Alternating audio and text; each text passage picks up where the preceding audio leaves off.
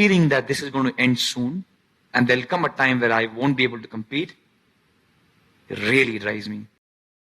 बड़ा अजीब इत्तेफाक है कि ये वही सेम टी शर्ट है जो मैंने उस शॉट में पहनी थी जब अफ़गानिस्तान वाले गेम के बाद मैंने एक वीडियो में सुनील छेत्री सर को एड्रेस करते हुए अपने कंसर्न्स जताने की कोशिश की थी. आज टी शर्ट सेम है पर माहौल थोड़ा सैड है क्योंकि सुनील छेत्री सर ने, हमारे कैप्टन, लीडर, लेजेंड ने ये अनाउंस कर दिया है कि 6 जून को वो अपना इंडियन फुटबॉल टीम के साथ आखिरी गेम खेलेंगे और उसके बाद वो इंडियन नेशनल फुटबॉल टीम को रिप्रेजेंट नहीं करेंगे. अब मैं यहाँ पर एक चीज़ क्लियर कर देना चाहता हूँ कि इसमें मेरा कोई हाथ नहीं है. वो वीडियो सिर्फ कंसर्न्स रेज करने के लिए बनाई गई थी towards arguably the greatest stalwart of Indian football history. और आज भी मैं पर्सनली ये नहीं चाहता कि सुनील सर एटलीस्ट इतनी जल्दी इंडियन फुटबॉल टीम का साथ छोड़ दें. पिछले 10-15 साल से जो लोग फुटबॉल देखते आ रहे हैं उनके लिए ये एक बड़ा ही वियर्ड सा समय है क्योंकि ट्रांजिशन पीरियड चल रहा है और जो हीरोज़ हमने देखे, जिनको हमने आइडलाइज़ किया, क्रिस्टियानो रोनाल्डो हो, फिर चाहे वो लियोनेल मेसी हो, वो लुइस सुआरेज़ हो या नेमार हो, वो सब अब यूरोप छोड़ करके जा चुके हैं. सर्जियो अग्वेरो ने जो एक अर्ली रिटायरमेंट ली वो भी एक बड़ा सॉम्बर मोमेंट था. ऐसे कई सॉम्बर मोमेंट्स हमने इस रीसेंट पास्ट में देखे. न्यूटन्स फर्स्ट लॉ अपने पूरे जोर पर चल रहा है और नॉस्टैल्जिया का इनर्शिया हमारा पीछा छोड़ने का नाम ही नहीं लेता. पर पिछले 15 साल में इंडियन फुटबॉल को ये लगा सबसे बड़ा झटका है. कुछ लोग यहाँ पर खुश हो सकते हैं कि Sunil sir was already past it, we will see a new generation of Indian football. जो लोग सुनील सर को इवेंचुअली रिटायर होते देखना चाह रहे थे.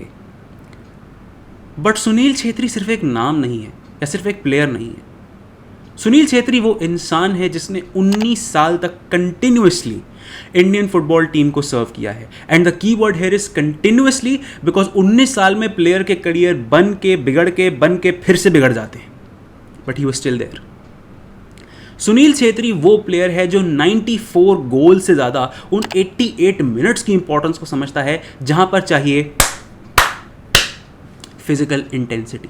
39 साल की एज में भी उस फिजिकल इंटेंसिटी, उस फिटनेस को बरकरार रखना, उस डिमीनर को, उस मोटिवेशन को बनाए रखना जो उनकी बॉडी लैंग्वेज से झलकता है, जो उनके बोलने के तरीके से झलकता है, जो उनकी आंखों में पैशन दिखता है, वो बनाए रखना अपने आप में एक बहुत बड़ी बात है. स्पेशली एक ऐसे देश में जिसकी रैंकिंग इस समय 100 के अंदर भी नहीं है.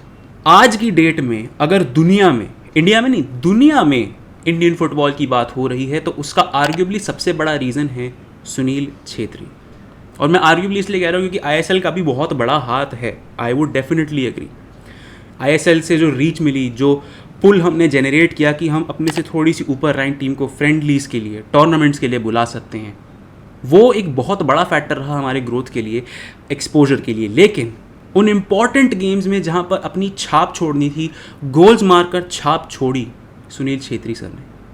और मैं बता रहा हूँ इस जनरेशन में किसी ने भी अगर वो 94 का बैरियर क्रॉस किया, पूरा हिंदुस्तान उसे एक साथ गालियाँ देगा अनलेस वो कोई इंडियन प्लेयर ही ना हो. And to be fair current crop of players में तो ऐसा कोई दिखाई देता है नहीं. हमने इंडियन फुटबॉल में कई सारे टावरिंग और सिग्निफिकेंट फिगर्स देखे हैं, फिर चाहे वो पीटर थंगराज हो या फिर जर्नैल सिंह हो या फिर चुन्नी गोस्वामी हो या फिर वो पूरी टीम ही हो जिस पर फॉर्चुनेटली अब एक पिक्चर बन चुकी है, या फिर हो IM विजयन सर या भाईचुंग भूटिया सर. लेकिन सुनील छेत्री सर वो एक बरगद हैं जिसकी छांव तले हम सबको आज भी इंस्पिरेशन और मोटिवेशन मिलती है. उनके साथी प्लेयर्स को मिलती है वो कामराडरी, वो लीडरशिप स्किल्स, वो इंटेंसिटी जो सब में इम्पार्ट करना चाहते हैं. उस बरगद की छांव तले रहकर सब लोग अपने आप को काफ़ी प्रिविलेज्ड महसूस करते हैं. और इस बरगद से एक पत्ता जिस पर कैप्टन, लीडर, लेजेंड लिखा है, वो एक पत्ता गिरता हुआ देखकर भी हम खुश नहीं हैं. वो बरगद खड़ा रहेगा इंडियन फुटबॉल के साथ फ्यूचर में, हम सबको पता है. पर वो आर्म बैंड सुनील सर के आर्म पर नहीं होगा 6 जून के बाद. और जैसा मैंने पहले भी कहा कि मैं नहीं चाहता था कि सुनील सर इतनी जल्दी रिटायरमेंट ले इंडियन टीम से, क्योंकि मैं चाहता था कि एटलीस्ट इस वर्ल्ड कप क्वालिफाइंग कैंपेन में, जिसके लिए हमने काफ़ी तैयारी की है, जिसके ऊपर हमने काफ़ी ओनस रखा है, और जो सपना बेसिकली हम सजा रहे हैं, जिस सपने के लिए हम विजन्स बना रहे हैं, जिसके लिए हम पैसे लुटा रहे हैं, उस विजन की ओर हम एक कदम बढ़ा रहे थे. अनफॉर्चुनेटली 6 जून को कुवैत के अगेंस्ट सॉल्ट लेक स्टेडियम में जो वो कदम हम रखने जाएंगे वो सुनील सर का इंडियन फुटबॉल टीम के साथ रखा आखिरी कदम होगा।